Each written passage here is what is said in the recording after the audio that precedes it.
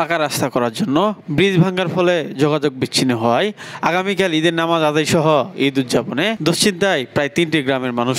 সরেজমিনে গিয়ে দেখা যায় ব্রিজ ভাঙার ফলে ঘাড়ে সাইকেল নিয়ে পারাপার হচ্ছে মানুষ, কেউ বা হাঁটু পর্যন্ত কাপড় তুলে পারাপার হচ্ছে। এছাড়াও গরু পারাবার ও বাজারের ব্যাগ নিয়ে পানি দিয়ে পারাপার হচ্ছে মানুষ। ঠাকুরগাঁও বারাডাঙ্গি উপজেলার ভানোর ইউনিয়নের মর্মতল গ্রামে এমন চিত্র দেখা যায়। পানির জন্য পার হওয়া যাচ্ছে না, ব্রিজটা ছিল, ব্রিজটা ভাঙে ফেলছে। এই ব্রিজটা ভাঙাতে অনেকগুলো মানুষের সমস্যা হয়ে গেছে আমাদের, মোটামুটি 3-4টা গ্রামের। সাইকেল নিয়ে যাইলে সাইকেল ঘাড়ে করে, অনেক সময় মোটরসাইকেল নিয়ে তো পার হয়ে যায় না, এই জন্য সমস্যা হয়ে গেছে অনেক। স্থানীয়রা জানান, প্রায় 1-2 মাস পূর্বে কোনো এক ঠিকাদার বর্মতল গ্রামের রাস্তা পাকাকরণের কাজ পায়। পরে ওই রাস্তার ব্রিজ ভাঙা হয় নতুন ব্রিজ করার জন্য। তবে ওই ঠিকাদার বাইপাস রাস্তা না করে দেওয়ার ফলে বিপাকে পড়েছে 3টি গ্রামের মানুষ। পারাপারের অসুবিধা হয়, স্কুলে যেতে পারছে না শিক্ষার্থীরাও। এছাড়াও আগামীকাল ঈদের নামাজ আদায় করলে বিকল্প রাস্তা হিসেবে প্রায় 3 কিলোমিটার বেশি রাস্তা ঘুরে যেতে হবে তাদের। তারা আরও জানান, অতিথিরাও আসতে পারবে না ওই গ্রামে। এ সময় দ্রুত বাইপাস রাস্তা নির্মাণের দাবি করেন স্থানীয়রা। ঈদ, এই পাশে মানুষ এই পাশে যেতে পারে না, এই পাশে এই পাশে যেতে পারে না। মেহমানগুলো আসবে, কিভাবে যাবে, কিভাবে কি করবে না করবে, ব্রিজটা ভাঙে এরকম করছে, ওপারে আমরা যেতে পারি না, ওইদিকে মানুষ এদিকে আসতে পারে না।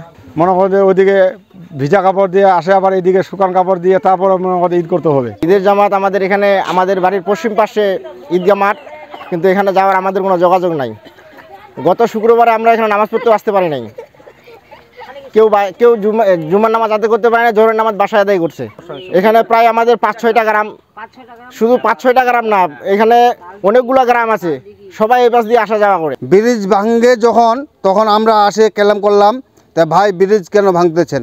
ওরা বলতেছে ব্রিজ তোমাদের হয়ে গেছে, তোমাদেরকে ব্রিজ আমরা করে দেব, বাইপাস রাস্তা করে দেন।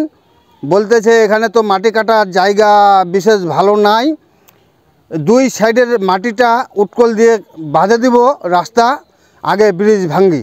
3-4টা গ্রামের মানুষ, 10,000 লোক এই ঈদ পড়তে যাবে, এটা দিয়ে খুব আমরা ভোগান্তি আছি। 3-4 কিলো রাস্তা ঘুরে যাইতে হবে। যাদের ছোট বাচ্চাগুলো ওই যে ইয়েতে কোচিং কেজিতে পড়ায়, তাদের 2-3 বার যাইতে হয়, নিয়ে আসতে হয়। এখন ওদের অবস্থা কী? তারপরে এখন আমাদের মনে করেন চায়না সিজন, এই যে চায়না সিজনে আমাদের ধান কাটে আনতে হবে, আবার এগুলা বিক্রি করতে নিয়ে যেতে হবে। আমরা এখানে কীভাবে যাব? আমাদের খুব কষ্ট হচ্ছে, আপাতত বাইপাস রাস্তা করে দেওয়া হোক।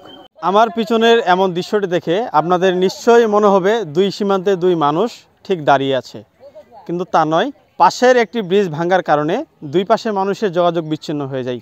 আগামীকাল ঈদ, কিভাবে তারা ঈদ করবে বা মেহমানরাই বা কীভাবে আসবে তা নিয়ে দুশ্চিন্তায় আছে। তারা চায় দ্রুত একটি বাইপাস রাস্তা নির্মাণ করে তাদের চলাচলের সুবিধা করা হোক।